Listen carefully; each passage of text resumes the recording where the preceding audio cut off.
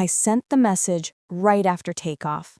Group chat, no dramatic punctuation, no desperate emojis, just, "Flight lands at 3 p.m. Can someone pick me up? I just buried my husband." A military funeral overseas, folded flag, 21 guns, a casket that felt heavier than anything I've ever carried, though I wasn't the one lifting it. We'd been married for years. Most of those spent apart. Deployments don't care about anniversaries. But love doesn't keep receipts. So I didn't ask for much, just a ride home. The reply came before we even reached cruising altitude. "My brother, we're busy. Try Uber." Then, 2 minutes later, my mom. "Why didn't you plan better?" No, "How was the funeral?" No, "We're so sorry." No, "We're proud of him." Just that. Cold, fast, clean. I sat by the window, the plane lifting above the clouds, and stared into the kind of silence that doesn't come from grief. It comes from realization. You think family holds you, but sometimes they hold the knife. So I typed one sentence back. "No worries." That was it. No fight, no guilt trip, just silence. When we landed, I didn't cry, I didn't beg. I pulled my coat tight, walked past the baggage carousel, past the other passengers hugging their people, and stepped into a black SUV already waiting by the curb. Because here's the thing. While they were busy, while they were judging, they didn't know who else had flown back with me, or what I'd brought with me from the base, or who was waiting behind the headlines. That night, I didn't send a follow-up message. I didn't post a single word. But when the 9 o'clock news started, when their phones lit up with live coverage, I know they saw it. I know they dropped their forks. I know my mother's wine glass hit the tile. And I know one thing for sure.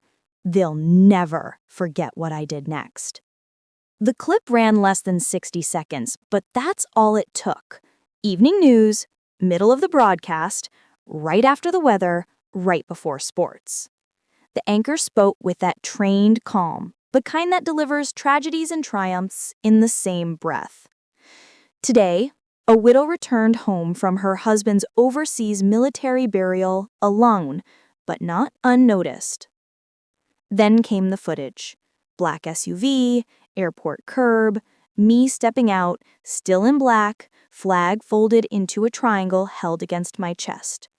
And behind me, 3 Marines, 2 women, 1 man, all in full dress. They didn't just escort me, they stood behind me, shoulders squared, back straight, like shields. The camera zoomed in just enough to capture the moment I turned and handed something to one of them. "A small box, white ribboned," the reporter continued. In an unexpected twist, the widow was met not by family, but by her former unit who arranged a military-led tribute and personal escort. She declined interviews, but left behind one handwritten note for the press. And then the screen filled with it. My handwriting, my words, clear, steady. If you ever find yourself standing alone at the edge of grief, don't look for people who left you there. Look for the ones who show up anyway. RM. They didn't say my full name, but they didn't have to. Everyone in that group chat knew exactly what they were watching. The camera panned out, final shot, me walking away between 2 Marines, head high, back straight, into the black SUV. No tears, no interview, no begging for sympathy, just truth, dignified, broadcast on every major channel. And in living rooms across the city, in my mother's kitchen, in my brother's condo, phones were dropped, forks clattered. Silence filled the spaces they thought were safe. They had sent a message. And now, so had I. The group chat was silent for the next 24 hours. No reactions, no apologies, not even an "I just saw the news." But silence tells its own story, and theirs was starting to unravel. My sister-in-law messaged privately, Was that you on Channel 5? I didn't answer. She didn't ask again, but word was spreading.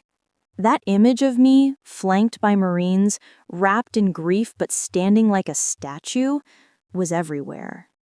And behind the scenes, the people who left me stranded were scrambling to rewrite history. My mom tried first. She posted an old photo. Me and my brother, maybe 7 or 8 years old, holding hands at a 4th of July parade. Captioned, "Family above all, always." I didn't like it. I didn't comment. I didn't need to because the top reply was from someone else. "You didn't even pick her up from the airport." It got shared and then shared again. Not by me, by people who still believe loyalty is a two-way street. Then came my brother's turn. He sent a text. One line. "Didn't realize it was that serious. You should have said something." I read it twice, laughed once. As if grief needs to RSVP, as if burying my husband in a country they can't even pronounce was something I should have packaged better. I typed one reply, deleted it, typed another, deleted that too. And finally, I just sent, "You made your choice." So did I. No anger, no exclamation, just a mirror. And the best part? I didn't have to say anything else, because the media had already requested a follow-up segment, and this time they wanted me to speak. Not just walk, not just mourn, they wanted the story, and I had every intention of telling it. I didn't plan on speaking. I didn't want to, but silence protects the wrong people sometimes. So when the news station called again, asked if I'd be willing to share a widow's voice, I said yes. Not for sympathy, not for views, but for truth. The interview was taped in a quiet studio. No flashy lights, just a camera, a mic, and the anchor across from me with soft eyes and a steady tone. He asked the first question carefully. "What happened when you landed?" I took a breath, then said the line I'd been holding in my chest for days. "I buried my husband with honor," and came home to silence. The room held still. Even the cameraman stopped shifting. I told them what happened, how I sent one simple message, how I received 2 replies colder than the wind outside that airport terminal, how I didn't get picked up, but I did get surrounded by people in uniform, people who knew what it meant to show up. I didn't name names, I didn't drag them publicly, but I did say this: blood doesn't make someone family. Presence does. The interview aired that night, prime time, 6 minutes, one voice. No music, no montage, just me, steady, raw, real. The response was instant. Strangers reached out, veterans, widows, people who said they too came home to empty driveways and quiet rooms. But the silence on the group chat, that was different. My mother left it, no explanation. My brother changed the name of it from Family Hearts to Group. And me? I archived it. Because once you've been abandoned in your worst moment, you stop begging for people to become who they should have already been. This story wasn't revenge. It was a record. And now it lived beyond their control. It started small. A letter in my mailbox. No return address, just careful handwriting. Inside, "I saw you on the news. My husband never made it back. You made me feel less alone." Then it spread. Local veteran groups shared the clip. A Gold Star Mothers page reposted the full segment. A military spouses network reached out, offered support, flowers, shoulders I didn't ask for but suddenly needed.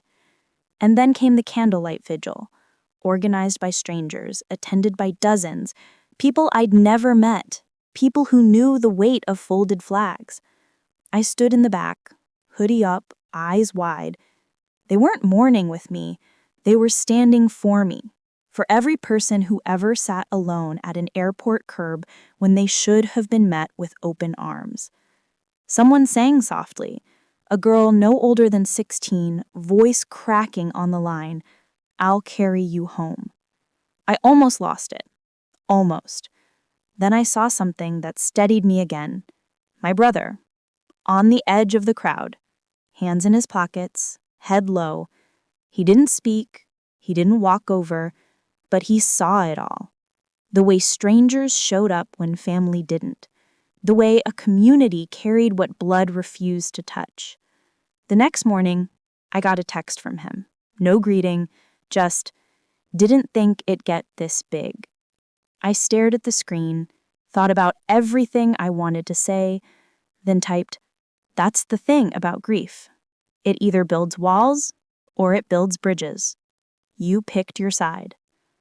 No reply. That was fine. This story wasn't for him anymore.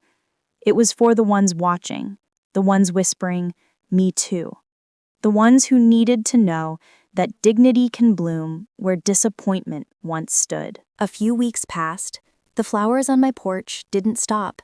Neither did the letters. But something inside me shifted. I didn't want to just be a story people passed around. I wanted to build something. So I did. It started with a name, the Welcome Project, a nonprofit for military spouses returning home alone. Airport pickups, meal trains, care teams, not sympathy support, the kind that shows up. Word spread fast. Volunteers signed up from 5 states in the first 3 days. Someone donated a van. Another offered her event space for free. By week 2, we had our first welcome team at JFK, standing at arrivals, holding a sign that said, "We've got you." That photo went viral, and suddenly the Welcome Project was in newspapers, on podcasts, and guess who called? My mom. I let it ring. She left a voicemail. Her voice cracked by the second sentence. "I didn't know how to help. I didn't think you'd want us there." I deleted it. Not out of anger, out of peace. Because I didn't need it anymore. Some wounds don't close because someone apologizes. They close because you stop bleeding for people who kept watching you drown. My brother messaged too. A donation receipt, small, anonymous. I knew it was him, but I didn't respond. Because this wasn't about guilt. It was about truth. The kind that builds vans and care kits and holds signs at the gate when no one else shows up. Sometimes you don't burn bridges. You just build better ones somewhere else. And when people ask me what started it all, this project, this movement, I always smile and say, a flight that landed at 3 p.m. and nobody came. They called it a quiet revolution. The article was front page. A photo of me at a welcome event, arms around a young woman holding a folded flag against her chest, eyes red, smile fragile. Caption: "From grief to ground crew. How one widow changed coming home." The day it ran, I got a text from an unknown number. Just a screenshot of the article. No message. I knew the number. It was my mother's. That evening, I was invited to speak at a local memorial for military families.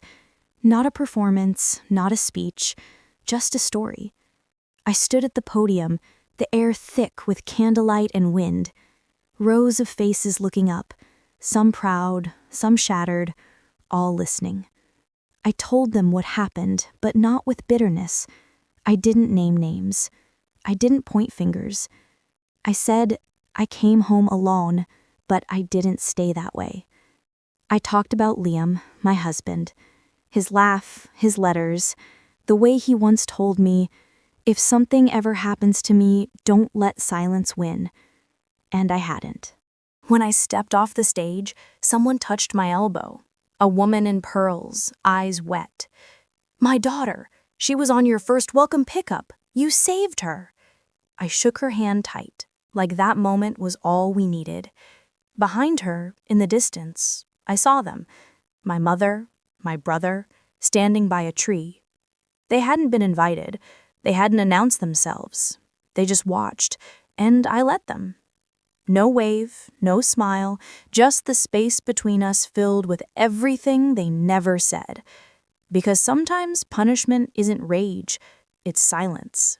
It's being replaced. It's watching strangers clap for the daughter you forgot to meet at the gate. I used to believe closure came with an apology, a text, a phone call, a moment where the people who hurt you finally say the words they should have said when it mattered. But it didn't come like that. It came one night, quietly, as I stood alone in my kitchen, folding a Welcome Project t-shirt into a care kit for another widow I'd never met. The house was calm. No more group chats, no more waiting for someone to say, "We're here." Because now I was the one showing up, and I was never alone. The doorbell rang. A volunteer dropping off supplies. A young couple, newlyweds, both former military. She hugged me like we'd known each other forever. And I realized we had. Not in the way family does, but in the way truth does. In the way people who survive the silence find each other. I never replied to my mom's last message. I never followed up with my brother's donation. And I never reopened that group chat. Because some people bury you in your silence, and others lift you in theirs. And that's what I'll tell the next woman who asks how to survive the loneliness. I'll tell her what I learned sitting alone at that terminal. You don't rebuild by waiting for them. You rebuild by becoming what they weren't. And one day, when they're watching from the sidelines, when their phones light up with news you never sent directly, when strangers chant your name and they realize your story doesn't include theirs, they'll understand. Too late, but they'll understand. And you'll already be walking forward, not alone, never again.